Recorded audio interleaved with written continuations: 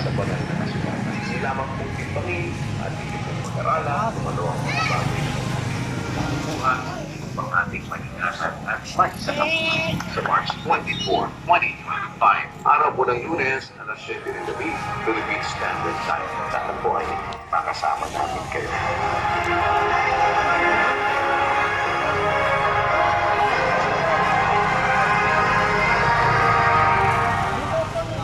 Ano ang mass indoctrination ng MCGI?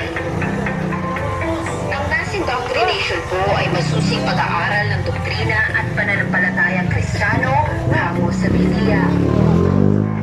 Sino ang pwedeng dumalo sa mass indoctrination?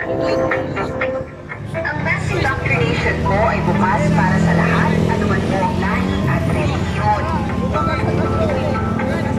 Paano makadadalo ng mass indoctrination? Ang mass indoctrination ay kasalukuyang ginagawa online at tutunghayan sa aming opisyal social media channels. Mandatory bang umanib sa MCGI ang isang dadalo ng indoctrination? Hindi po. Ang pag-anib po ay pusang loob at hindi sapilitan. Makipag-ugnayan lamang po sa amin para sa karagdagang impormasyon.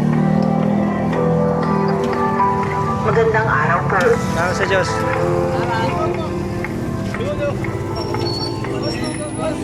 Lugaw.